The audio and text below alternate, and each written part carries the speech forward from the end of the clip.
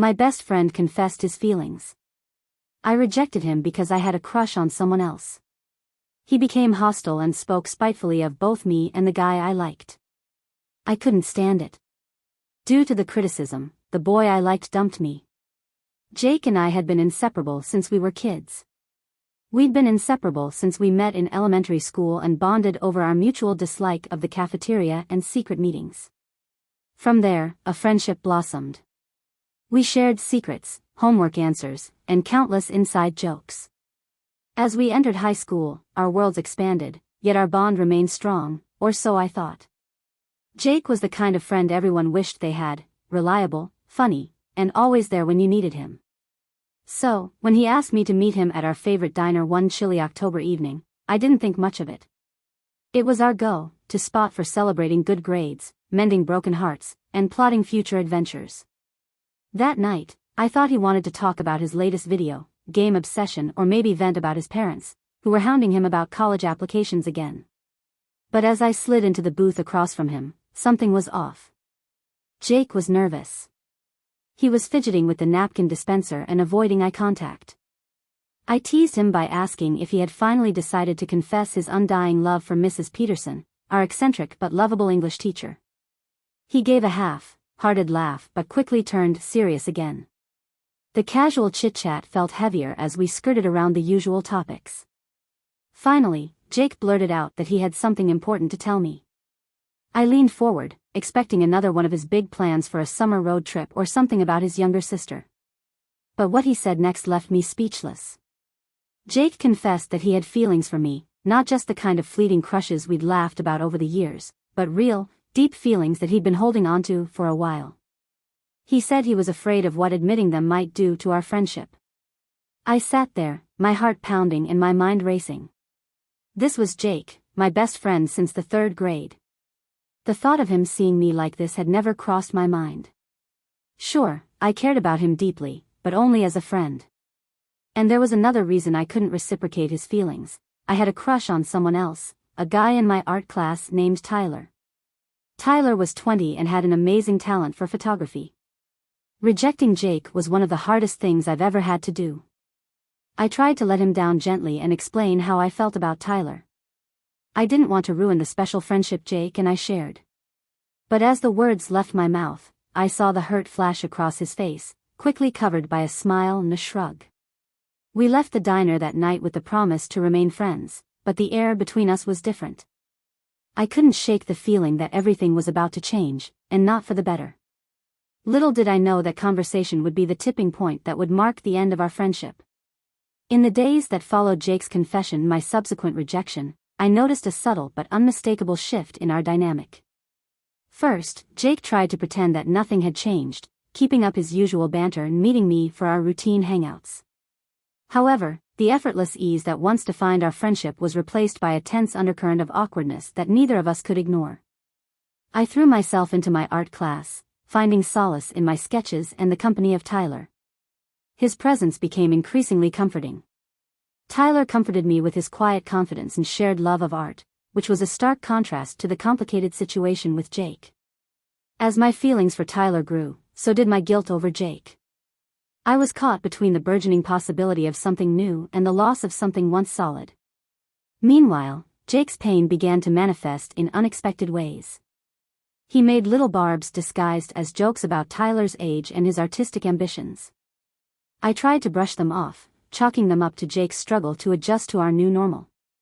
But as the weeks passed, his comments became more pointed. I learned from mutual friends that Jake was spreading rumors about Tyler and me, painting me as someone who led him on only to dump him for someone else.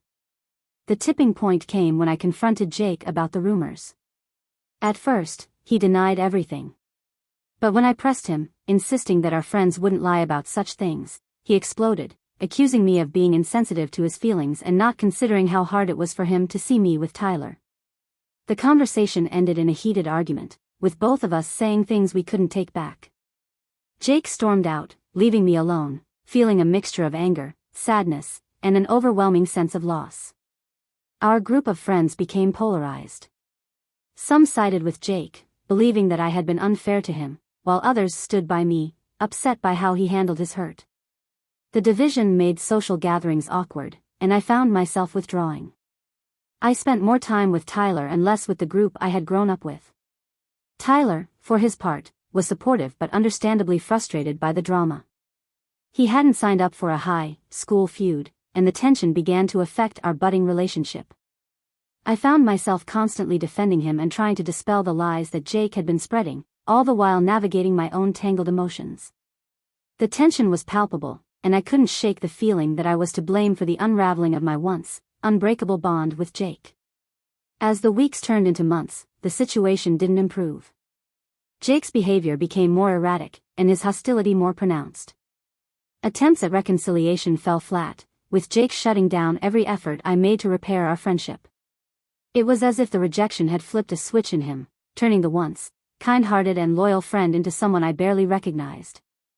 Caught in this storm of emotions and conflict, I struggled to find my footing. My grades began to slip, my artwork lost its joy, and the shadow of my broken friendship with Jake loomed large over everything.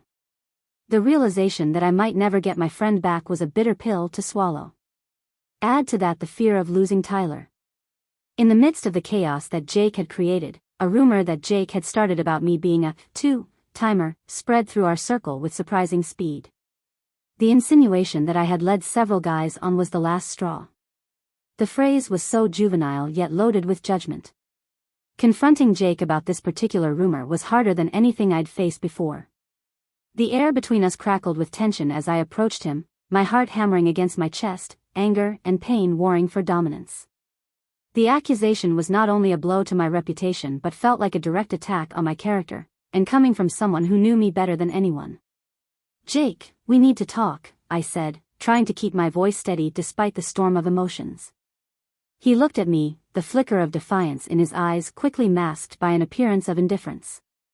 "About what?" he asked, though the guilty shift in his gaze told me he knew exactly what it was about. "You said something about me being a fisherman." I spat the word out like it was poison. "You know that's not true, do you? You know me." For a moment, there was a flash of the old Jake, the one who would never have entertained the thought of hurting me. But it vanished as quickly as it had appeared, replaced by a cold, hard mask. "Maybe I thought I did," he said, his voice laced with bitterness. "But I guess people change, or maybe they just reveal who they really are." The conversation spiraled from there, voices raised, words we could never take back hurled like weapons. The pain of his rejection, the frustration of my feelings for Tyler, and the pain of watching our friendship disintegrate exploded into a cacophony of anger and betrayal. In the end, there were no winners, just two people left standing in the wreckage of a friendship that once meant everything. As the days passed and the storm of rumors continued, Tyler and I found ourselves increasingly under public scrutiny. Despite our best efforts to ignore the whispers and stares, the weight of public opinion began to take its toll on Tyler. He had always moved through life with a certain ease but found himself ill-equipped to deal with the constant barrage of gossip and speculation. One evening, as we sat in the dim light of my small studio apartment, surrounded by my artwork, the tension that had been building between us finally reached its breaking point. Tyler, his usually calm demeanor frayed at the edges, the fear and frustration that had been simmering inside him finally boiled over. "I can't do this anymore," he said, his voice barely above a whisper but carrying the weight of 1,000 unspoken words. "It's not just about us anymore. It's about this circus." I thought I could handle it. I tried to reach out to him, to bridge the gap that had suddenly yawned wide open between us, but my words felt hollow, even to my own ears. Jake's spiteful campaign had poisoned what was pure and beautiful between us and turned it into something fragile. "It's not true, any of it. You know me, Tyler, you know who I am," I pleaded, the desperation running through my voice. But doubt, once planted, is a difficult thing to eradicate. Tyler looked at me, and in his eyes, I saw the struggle, the desire to believe, the fight against the weariness of constant defense. "I know," he said, and in those two words was a world of resignation. "But knowing isn't enough. It's like we're fighting ghosts, yours and the rumors and the looks. I'm tired, and I just can't." With that, he got up and left.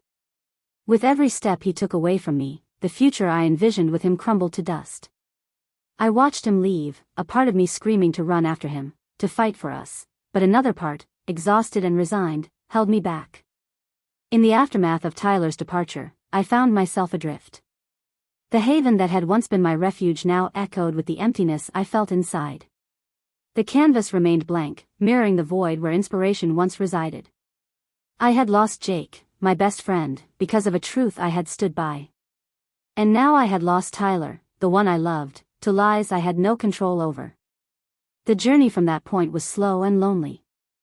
I learned to find solace in the silence and solitude that allowed me to reflect and heal. My art was no longer an escape but a way to process and express the myriad of emotions that the ordeal had stirred within me. As the final chapter of this turbulent period of my life unfolded, I found myself alone with a pain so deep that it threatened to consume me. Tyler's departure had left a void in my life that seemed insurmountable, a constant reminder of the cost of truth and the destructive power of betrayal.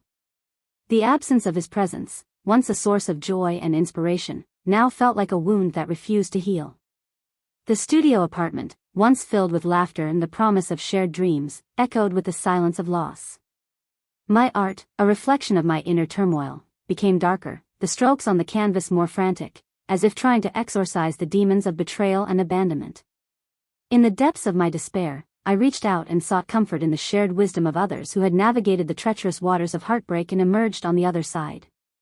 On the other side, I poured my heart out in forums, in letters to unseen friends, and during late-night conversations with anyone who would listen. The question that haunted me was simple yet profound. How do you move forward when the past clings to you like a shadow?